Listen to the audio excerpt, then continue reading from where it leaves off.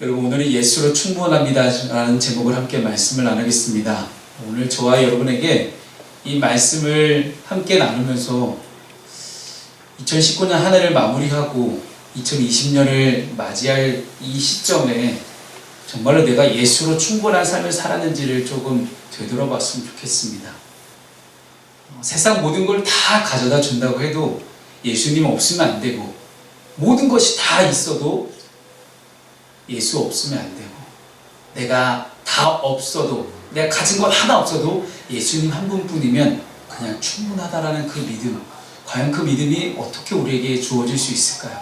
왜 예수님 한 분이 아니면 안 될까요? 왜 교회들이, 많은 다른 종교들이 기독교에 가는 그런 비판 중에 하나가 왜 꼭 예수님이야만 하느냐라는 그 질문에 대해서 히브리서는 답을 해주고 있습니다. 오늘 본문의 말씀을 통해 왜 꼭 예수님이어야만 하는가? 왜 꼭 교회여야만 하는가? 왜 꼭 예수님을 통해서만 우리가 구원을 받을 수 있을까? 왜 예수님 아니면 안 될까? 그리고 예수를 통해서 우리가 과연 무엇을 얻을 수 있고, 예수님 한 분뿐으로 우리가 과연 얻을 수 있는 것이 과연 지금 이 땅에서 영광인지, 아니면 정말 하나님의 뜻과 하나님의 영광과 하나님의 기쁨인지를 조금 점검하면서 우리가 오늘 말씀을 살펴보았으면 좋겠습니다. 여러분, 그림자 놀이 아시나요?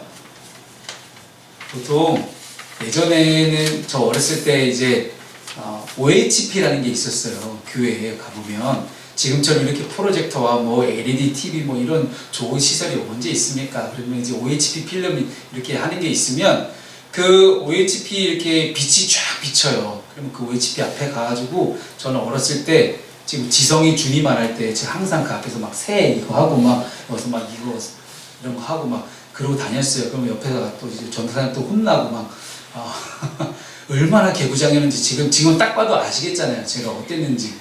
어렸을 때 저만한 개구장이 없었거든요. 제가 교회에서 목소리가 제일 컸고요. 아무튼 그랬습니다. 그런데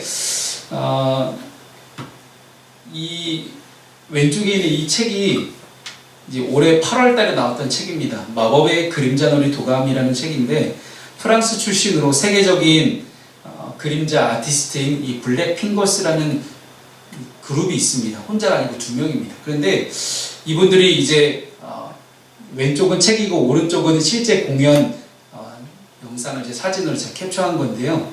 저렇게 이제 보여주는 거예요. 아이들이 얼마나 신기하겠어요. 하채 집사님, 네, 나중에 한번 보여주세요. 지금 계속 뒤에 열심히 연습하고 계시는데, 나이가 어린 자녀를 둔 부모님들은 아마 이 책을 굉장히 많이 구입하고 있다고 합니다. 아이들이 잠들기 전에 어두운 방에 스탠드 하나 켜놓고 손으로 다양한 물건을 막 묘사해주고, 동물도 묘사해주고 하면 얼마나 아이들이 까르르 물소리를 얼마나 좋아하는지요. 근데 아무리 그럴듯하게 뭐 새 모양을 만든다고 해도 그 새 그림자가 새가 될 수는 없습니다. 그 어떤 뛰어난 마술사도 미리 숨겨놓은 새를 딱 꺼낼 뿐이지, 손 모양이 새라고 해도 이 손 모양이 새가 될 수는 없다는 이야기입니다. 오늘 본문의 내용이 바로 이 내용입니다. 그림자는 그림자일 뿐 그림자가 실체가 될 수 없다라는 것. 그래서 아무리 실제 똑같은 동물의 모양을 하고 있다 하더라도 그림자는 그림자일 뿐 실체는 과연 무엇일까? 그 속에 담겨져 있는 실체는 아무것도 없었다는 사실을 오늘 히브리서는 우리에게 말해주고 있는 것입니다. 그러면서 오늘 본문에 두 가지 제사를 비교하고 있습니다. 첫 번째 제사와 두 번째 제사를 함께 우리가 나누면서 이 첫 번째 제사가 할 수 없었던 그 중요한 역할을 두 번째 제사가 과연 어떻게 행했는지를 함께 살펴보도록 하겠습니다. 첫 번째 제사는 완전하지 않은 제사입니다. 오늘 본문의 1절과 2절 말씀을 함께 읽어보겠습니다. 시작. 율법은 장차 올 좋은 일의 그림자일 뿐이요 참 형상이 아니므로 해마다 늘 드리는 같은 제사로는 나아오는 자들을 언제나 온전하게 할 수 없느니라. 그렇지 아니하면 섬기는 자들이 단번에 정결하게 되어 다시 죄를 깨닫는 일이 없으리니 어찌 제사 드리는 일을 그치지 아니하였으리요. 아멘. 율법은 장차 올 좋은 일의 그림자라고 이야기합니다. 잘 아시는 것처럼 그림자는 실체의 빛을 비추어 생긴 것이지 실체가 될 수는 없습니다. 그러므로 율법을 그립자라고 이야기하는 것은 그것이 실체와 같은 모형을 하고는 있지만 실체가 아니기 때문에 분명히 실제적으로 나타날 수 있는데 한계가 있다는 것입니다. 하나님은 이스라엘 백성들에게 제사 제도를 가르쳐 주셨습니다. 이 제사 제도는 다 정결예법이다라고 부릅니다. 정결예법. 우리가 깨끗해질 수 있는 그런 중요한 예법이라고 할 수 있는데, 그런데 이상한 것은 이스라엘 백성들이 늘 제사를 드려도 늘 온전해지거나 거룩해지지 않았다는 이야기예요. 우리에게 얘기하면 나는 매주 교회 와서 예배를 드리는 것 같은데, 매일매일 내가 말씀 묵상을 하는 것 같은데, 그럼에도 불구하고 끊임없이 내 마음 가운데는 악한 마음이, 끊임없이 죄를 짓고 싶어하는 그런 마음들이, 그리고 나도 모르게 나오는 그런 많은 악한 죄성들이 끊임없이 내 속에 숨겨져 있다는 거예요. 근데 매일매일 하는 말씀 묵상과 이 예배가 우리의 것들을 온전하게 해줄 수는 없다는 것을 오늘 성경 우리에게 가르쳐 줍니다. 그렇다면 하나님께서 실수하신 것일까요? 완전하지 않은 제사법을 사람들이 가르쳐서 사람들에게 니네 한번 고생 한번 해봐라 이렇게 하신 걸까요? 아닙니다. 하나님은 마음만 먹으면 단번에 사람들을 정결하게 하실 수 있는 그런 분입니다. 그런데 한 번의 제사로 완전해질 수 있다면, 딱 한 번의 제사를 통해서 이 사람들이 완전해질 수 있다면 그 제사를 반복하지 않아도 될 텐데, 그렇지 않고 계속 같은 일을 반복하게 했다는 것은요, 그 제사법 자체가 불완전했다는 뜻입니다.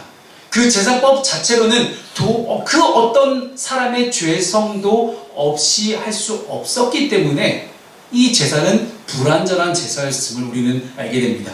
그렇다면 온전해질 수도 없고 거룩해질 수도 없는 이 제사를 하나님께서 주셨던 까닭은 무엇일까요? 왜 굳이 우리를 이렇게 고생시켰을까요? 본문 3절 말씀을 함께 보겠습니다. 3절 함께 읽어볼까요? 시작. 그러나 이 제사들에는 해마다 죄를 기억하게 하는 것이 있나니. 아멘. 여러분, 이 죄는 죄를 깨닫는 기능이 있습니다. 내가 온전해지거나 거룩해지지는 못한다 할지라도 내가 이 제사를 통해서 내가 어떤 죄를 갖고 있는지, 나는 죄인이구나를 깨닫기를 원하셨던 것이지, 그 제사를 통해서 우리가 완벽해지기를 원하셨던 것은 아니었습니다. 제사를 드리기 위해서는 짐승을 잡아야 됩니다. 오늘 성경에는 황소, 염소 이렇게 표현되어 있는데요. 자신의 죄만큼, 죄가 크면 큰 짐승을 잡기도 하고 작은 짐승을 잡기도 합니다. 제사를 드리면서 자신의 죄를 대신해서, 나를 대신해서 죽어가고 피 흘리고 있는 그 짐승을 보면서, 조각조각 나눠지는 그 짐승들을 바라보고 불태워지는 짐승들을 보면서 나의 죄에 대해서 생각하게 되고, 내가 저렇게 됐어야 되는데 하나님이 나를 용서해 주시는구나, 나 대신 저 짐승이 죽어가고 있구나, 내 죄가 저렇게 심각한 죄였구나를 깨닫기를 원하셨던 것입니다. 또한 해마다 혹은 날마다 제사를 드려도 변화되지 않는 자신의 모습을 보면서 한계를 느끼기를 원하셨다는 것입니다. 그래서 그들이 죄를 깨닫고 하나님 앞에서 긍휼하심과 은혜를 구하기를 원하셨던 것이 하나님의 마음입니다. 제사를 비롯한 모든 이 율법들의 이 기능과 의미에 대해서는 제가 이따가 세 번째 좀 자세하게 좀 나누도록 하겠습니다. 오늘 설교가 좀 길어질지도 모릅니다. 미리 예고를 드립니다. 여러분 마음의 준비를 하시고 좀 들으셨으면 좋겠는데, 그 까닭은 무엇이냐면, 우리가 이렇게 성경을 읽다 보면 우리 마음속에 생겨나는 생각 중에 하나가, 율법은 잘못된 것이구나, 율법은 악한 것이구나, 율법은 무조건 우리가 하면 안 되는 거구나, 율법은 잘못된 거야, 율법 쪽으로 흘러가면 안 되라고 잘못 우리가 생각을 할 때가 있어요. 율법 자체가 잘못된 것이 아님에도 불구하고 율법을 대신해서 오신 예수 그리스도를 강조하다 보니 그 이전 것이 자꾸만 중요성이 감소해가지고, 그리고 오히려 율법에 대해서 안 좋게 여기는 그런 많은 생각들이 있기 때문에, 세 번째 제가 율법에 대해서 조금 오늘 자세하게 좀 여러분과 함께 나누면서 율법에 대한 오해를 좀 없애보려고 합니다. 문제는 이 이스라엘 백성들이 날마다 혹은 해마다 이 제사를 드리면서 자신의 죄를 깨닫거나 회개하는 마음이 있어야 됨에도 불구하고 그들은 그런 생각이 없었습니다. 왜냐하면 그들은 선민 사상이 있었기 때문이에요.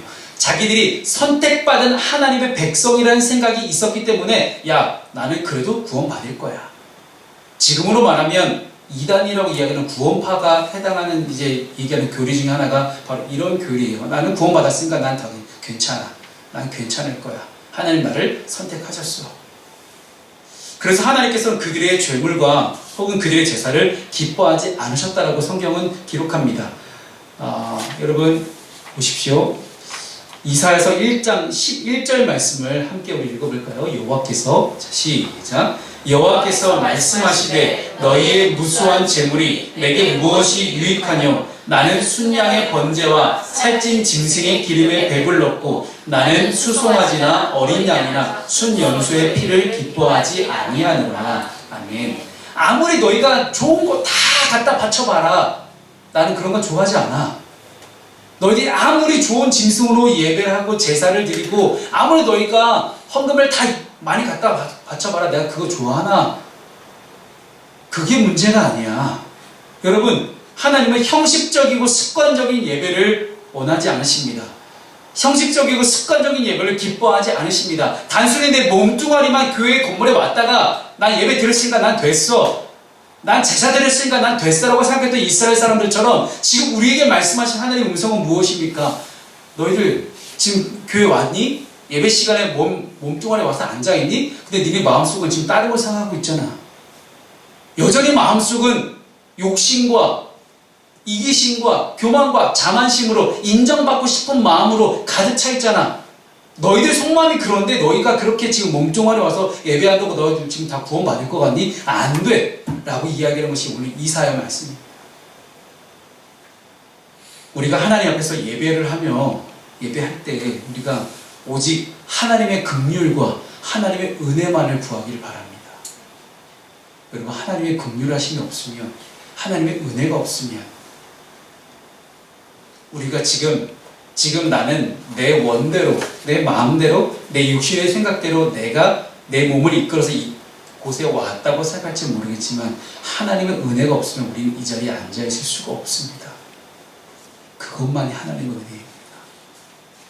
우리의 모든 것이 하나님께 달려있을 수 믿고 예배할 때마다 나에게 소망이 없음을 깨닫고 하나님께만 소망이 있구나. 아무리 좋은 것으로 제사를 하고 아무리 좋게 예배를 해도 오직 하나님께만 소망이 있구나. 결국 나는 죄인이구나. 이 죄를 깨닫게 해주는 하나님의 은혜와 능력, 하나님의 은총 가운데 여러분, 완전하지 않은 제사를 멈추시고 이제는 완전한 제사로 나아가길 바라겠습니다. 여러분, 완전한 제사는 어떤 제사입니까? 오늘 본문의 9절 10절 말씀을 함께 읽어보겠습니다. 시작. 그 후에 말씀하시기를 보시옵소서. 내가 하나님의 뜻을 행하러 왔나이다 하셨으니 그 첫째 것을 폐하심은 둘째 것을 세우려 하심이라. 이 뜻을 따라 예수 그리스도의 몸을 단번에 들으심으로 말미암아 우리가 거룩함을 얻었노라. 아멘. 동물의 제사는 사람의 부정함을 정결하게 할 수 없었을 뿐만 아니라 그 근본적인 죄를 해결할 수 있는 그런 방책은 아니었습니다. 그럼 어떤 제사가 우리 몸을 거룩하게 하고 정결하고 온전하게 할 수 있을까요? 바로 주 예수 그리스도의 몸으로 드려지는 희생 제사가 과연 우리를 온전하게 할 수 있다는 이야기입니다. 오늘 본 5절에서 7절 말씀은 시편 40편 말씀을 인용한 것입니다. 그래서 보통 신약 성경의 저자들은 구약 성경 말씀을 인용해서 많이 설명을 합니다. 왜냐하면 자기네들이 주장하는 것이 예수 그리스도를 드러내는 것이 과연 자기네 생각이 아니라 구약 성경에 이미 예언했던 것을 자기네가 하고 있다는 것을 드러내기 위함입니다. 시편 40편 6절 8절 말씀을 함께 우리 읽어볼까요? 시작.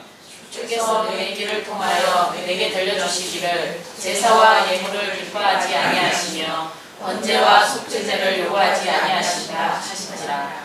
그때에 내가 말하기를 내가 왔나이다. 나를 가리켜 기록한 것이 두루마리 책에 있나이다. 나의 하나님이여 내가 주의 뜻 행하기를 즐기오니 주의 법이 나의 심중에 있나이다 하였나이다. 아멘. 하나님께서 오직 한 몸, 오직 하나 예수 그리스도를 예비하셨습니다. 그리고 우리 주님은 하나님의 뜻을 행하기 위해 완전한 제물로 자신의 몸을 단번에 드리셨습니다. 그래서 더 이상 불완전한 제물로 해마다 날마다 동물의 제사를 드리지 않아도 된다는 뜻입니다. 율법의 제사가 그림자였다면 이제는 예수 그리스도의 십자가 사건은 실체입니다. 실체가 나타나면 그림자 역할은 끝이 납니다. 이제 우리는 황소나 염소의 피가 아니라 예수 그리스도의 피로 죄사함을 받아서 거룩함을 얻게 되었습니다. 그래서 우리는 더 이상 죄의 노예가 아니라 하나님의 자녀로 살아갈 수 있는 그런 길이 열린 것입니다. 사랑하는 여러분, 하나님께서 우리에게 너무나 귀한 한 몸을 예비하셨습니다. 우리는 주님의 십자가 사건을 통해서 더 이상 죄가 우리의 삶을 지배하지 못하게 된 것을 알게 되었고 믿게 되었습니다. 이미 우리는 주님을 통해서 거룩하게 된 것입니다. 거룩함으로 우리를 덧입혀 주신 그 은혜를 기억하면서 우리가 하나님 앞에서 전심으로 예배할 수 있는 저와 여러분 되었으면 좋겠습니다. 그래서 그림자가 아니라 실체를 바라볼 때에 실체가 되시는 예수 그리스도의 이 십자가 사건은 더 이상 반복되는 제사가 아닌 한 번에 우리를 하나님께로 인도하는 유일한 길이 되셨습니다. 한 번 죽는 것은 다 사람에게 정해져 있습니다. 그리고 그 후에는 심판이 있다고 말씀하십니다. 근데 우리가 심판을 받을 것을 두려워하면서 예수를 믿을 것이 아니라 지금 나에게 주어지는 예수 그리스도의 은혜로 말미암아 하나님의 자녀로 살아감에 있어서 우리에게 주어지는 놀라운 축복을 기대하며 우리가 신앙생활을 해나가길 바랍니다. 그럴 때 우리는 더 이상 하나님의 공포의 하나님이 아니라 사랑의 하나님으로, 은총의 하나님으로 다가오시는 그 하나님을 우리는 바라보게 됩니다. 그래서 우리의 삶 가운데 더 이상 날마다 반복되는 그런 죄 씻음과 회개를 가지고 나아가지 마시고 이제는 한 번에 하나님 우리를 만드시고 한 번에 하나님 우리를 바꾸셨으니 그 나를 바꾸시는 하나님 앞에 우리가 온전히 우리의 믿음을 드렸으면 좋겠습니다. 그렇다면 왜 예수로 충분할까요?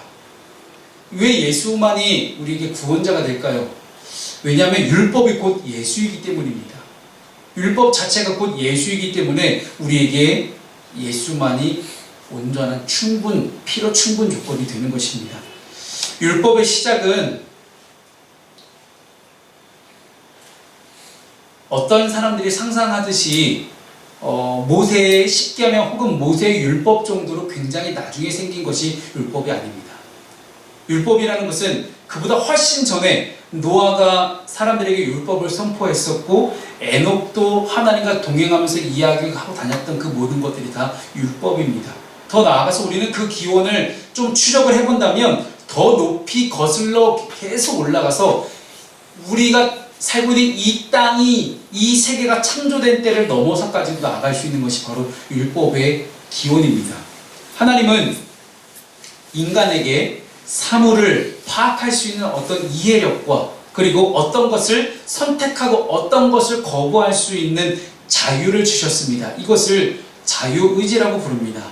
그런데 이와 더불어서 하나님은 우리와 같은 한계가 있고 유한한 존재가 알 수 있는 그 한도 내에서 모든 진리의 완전한 모범으로서 율법이라는 걸 주셨습니다. 즉 율법을 완전하게 지키면 율법을 완전하게 지킬 수만 있다면 우리는 하나님처럼 거룩하고 완전하게 될 수 있습니다. 그런데 이 율법은 유한한 인간이 지킬 수가 없는 그것이 바로 율법입니다. 이 율법은 바로 하나님께서 처음 인간에게 부여하셨던 도덕적 차원의 하나님의 형상이었고 또한 이 도덕적 차원의 하나님의 형상은 의와 거룩함이라는 이 두 단어로 우리에게 드러납니다. 하나님의 형상은 의와 거룩함으로 드러나는데 그래서 이 율법에 대해서 우리가 순종하며 나아갈 때마다 인간의 본성이 완전해지도록 우리를 도우셨고 의로우신 재판장님께서 때를 따라 더 주실 이렇게 높은 상을 바라보면서 나아가게 하셨습니다. 그런데 이 율법은 사실상 어떤 모세가 십계명에 하나님이 적으셨던 이 돌판이나 아니면 어떤 썩어 없어질 물체 위에다가 적어놓은 것이 율법이 아니라 하나님의 손가락으로 인간의 마음에 새겨놓으신 것을 율법이라고 이야기합니다.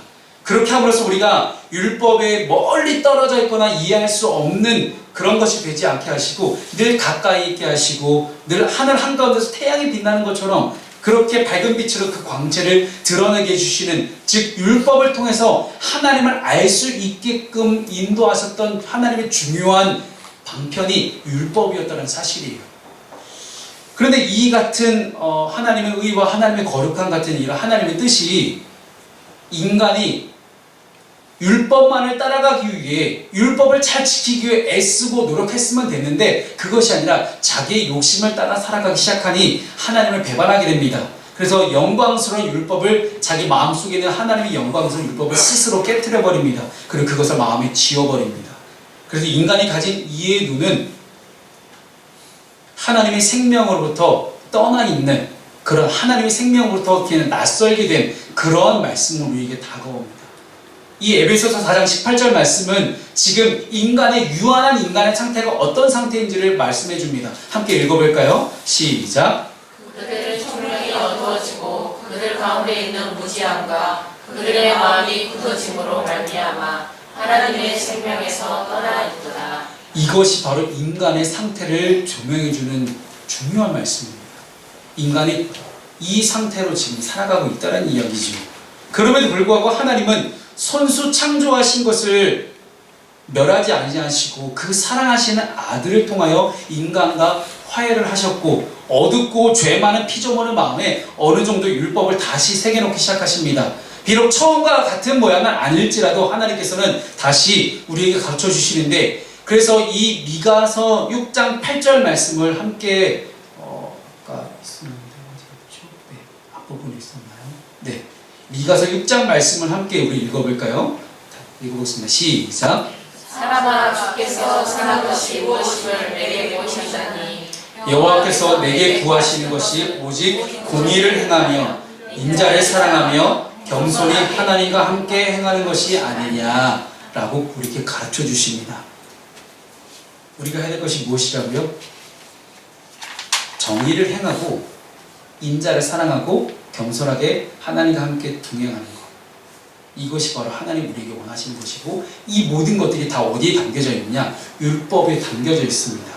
근데 이것을 하나님은 처음 조상들에게만 주셨던 것이 아니라 세상에 들어온 모든 사람에게 비춰지는 빛으로 우리 모두에게 다 율법을 허락하셨습니다. 그래서 모든 후손들에게 보여주셨던 그 율법, 그런데 모든 육체가 시간이 흘러감에 따라서 그 하나님의 율법과 하나님의 거룩하심과 하나님의 빛을 인식하는 능력이 점차 저하돼 갑니다. 결국 하나님께서는 온 인류를 향해서 특별히 한 민족을 선택하셨고 그리고 그들에게 하나님의 율법에 관한 보다 완전한 지식을 주셨습니다. 그것이 바로 이스라엘이라는 나라입니다.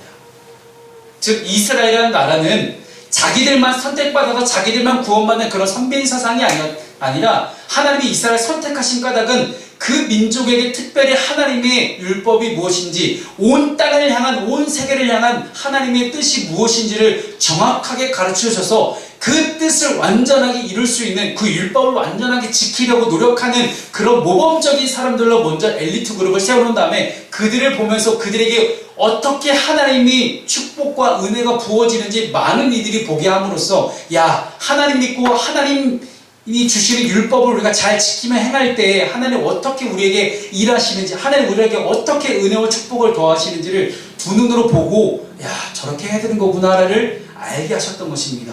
그런데 이스라엘이 하나님을 떠났습니다.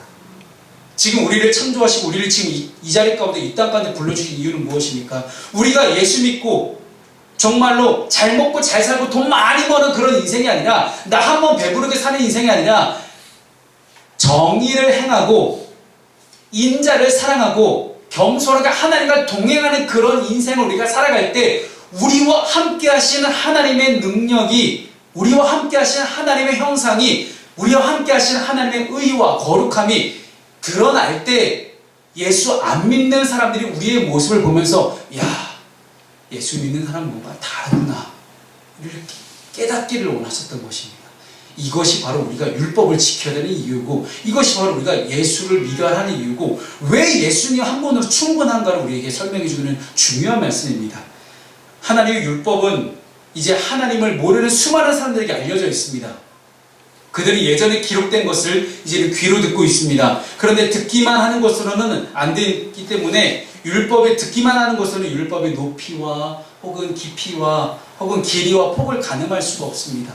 율법이 가지고 있는 그 중요한 능력들을 우리가 알 수 없기 때문에 하나님께서는 성령님을 통해서 온전히 이것을 우리에게 계시해 주셨습니다. 그래서 하나님은 이스라엘과 온 인류와 더불어 율법에 관한 중요한 새로운 언약을 주셨는데, 이 새로운 언약이 바로 이것입니다. 하나님의 사랑과 새롭게 맺으신 언약이 돼서 예레미야 31장 33절이 우리에게 말하고 있습니다. 함께 읽어볼까요? 시작. 내가 이스라엘의 집과 맺을 언약은 이러하니 곧 내가 나의 법을 그들의 속에 두며 그들의 마음에 기록하여 나는 그들의 하나님이 되고 그들은 내 백성이 될 것이라. 여호와의 말씀이니라. 아멘.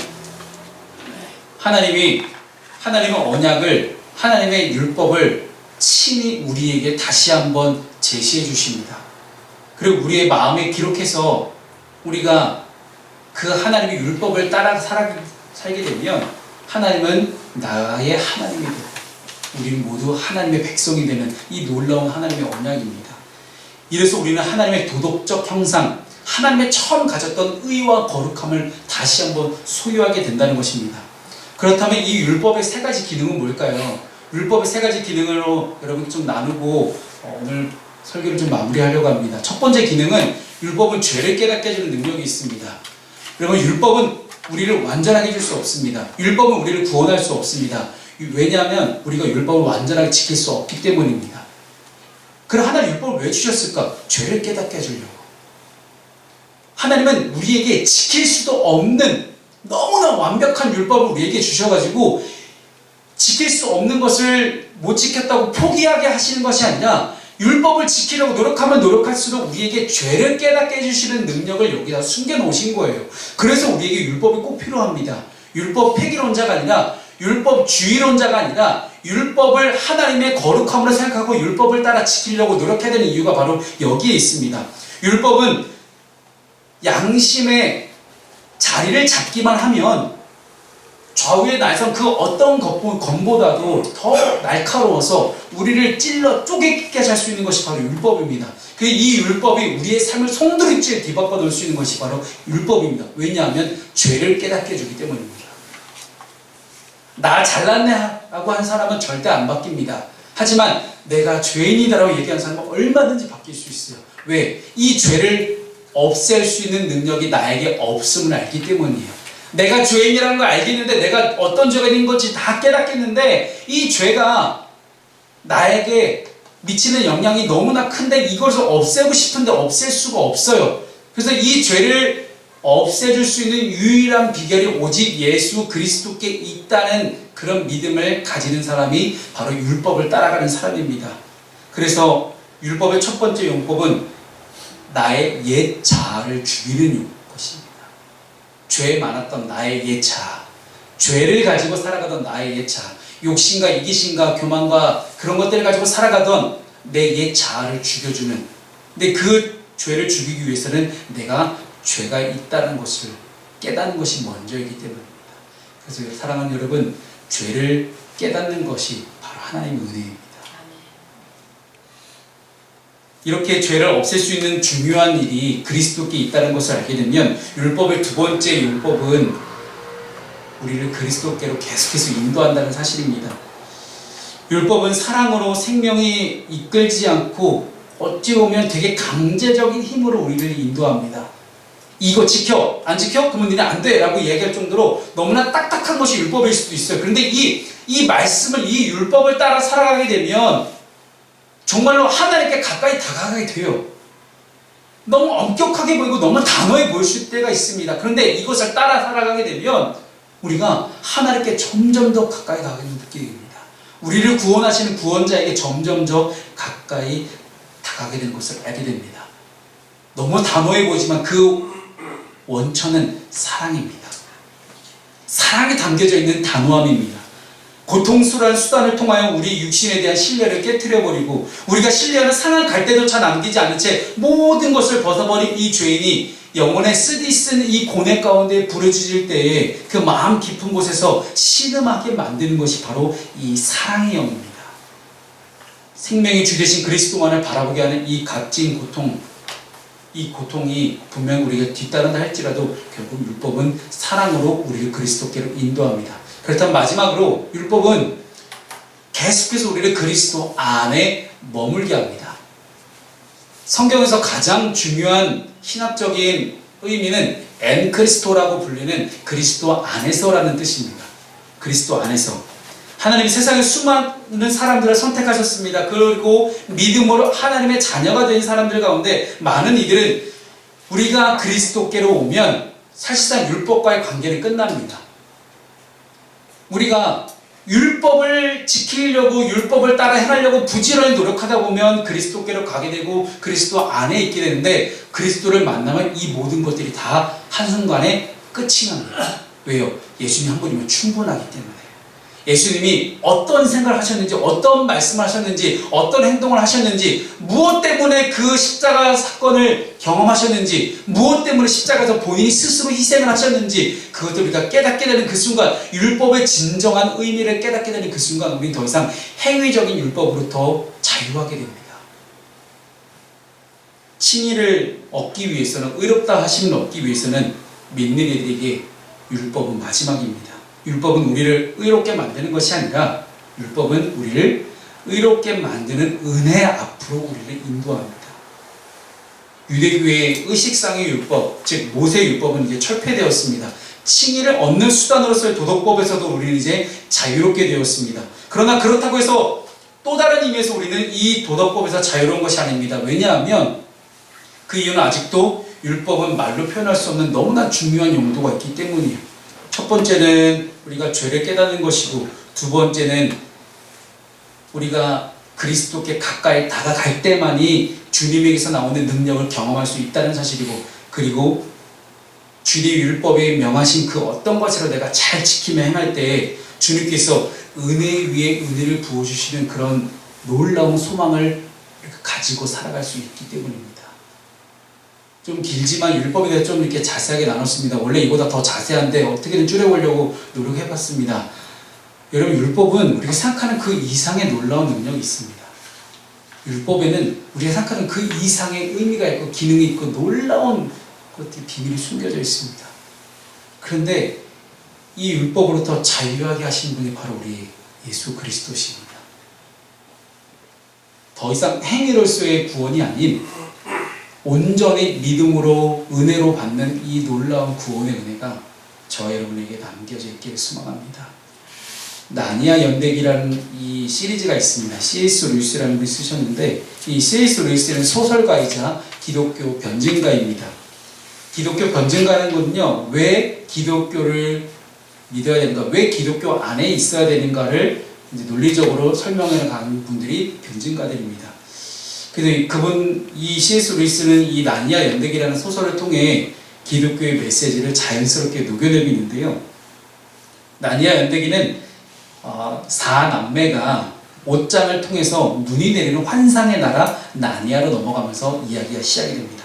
그 땅은 얼음 마녀가 지배 중이었고 그 수백 년간 겨울의 시간을 보내고 있습니다.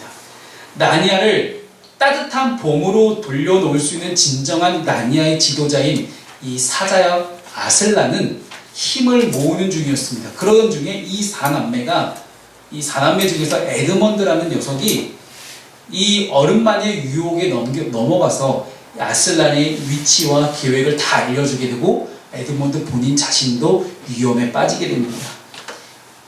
이 사자 아슬란이 용감하게 가서 이 에드먼드를 구해냈는데, 나니아의 법대로 반역자가 된 이 에드먼드는 마녀가 가진 권리에 의해서 피를 흘려야만 했습니다. 하지만 아슬란과 이 얼음 마녀가 둘이 만나서 협상을 합니다. 마녀는 그 권리를 포기하게 되고, 권리를 포기한 대신 또 다른 그에 상응하는 권리를 얻게 됩니다. 바로 아슬란의 생명입니다. 마침내 아슬란은 돌 탁자 위에서 이 얼음 마녀의 졸개들에게 조롱을 당하면서 죽게 됩니다. 그러나 이 나니아라는 이 세계가 건설되기 이전에, 생겨나기 이전에 태초에 생겼던 심오한 마법이 하나가 있는데, 태초에 생겼던 그 심오한 마법은 결백한 자가 반역자의 죄를 대신해서 스스로 목숨을 바치면 다시 살아난다는 그런 마법이 나냐의 태초부터 전해져 오는 마법이 있습니다. 이 마법을 통해 아슬라는 다시 살아나게 됩니다. 저자인 C.S. 루이스는 이 장면을 통해 죄인을 위해 희생 제물이 되어주신 예수 그리스도를 나타냅니다. 사랑하는 여러분, 오늘 우리는 예수 어린 양을 함께 찬양했습니다. 예수님이 왜 어린 양이시고 왜 존귀한 이름인지를 우리가 함께 나눴습니다. 이 찬양의 가사가 단순한 멜로디 안에 담겨져 있는 가사로만 그쳐지지 않고 정말로 어린 양이 되고 흠없는 어린 양이 돼서 정말로 존귀한 이름이 되기 위해서는 우리가 오직 그리스도께만 우리 모든 것을 다 맡기고 걸 때에만 가능해집니다. 사랑하는 여러분, 올 한 해 어떻게 살으셨습니까? 올 한 해 마무리하면서 2019년도 하나님께서 인도하셨구나라는 고백이 있으면 좋겠고, 다가올 2020년도 하나님이 나의 삶을 인도하실 것입니다라는 분명한 믿음과 고백을 가지고 살아갈 수 있는 저와 여러분 되시기를 주님의 이름으로 축원합니다. 기도하겠습니다.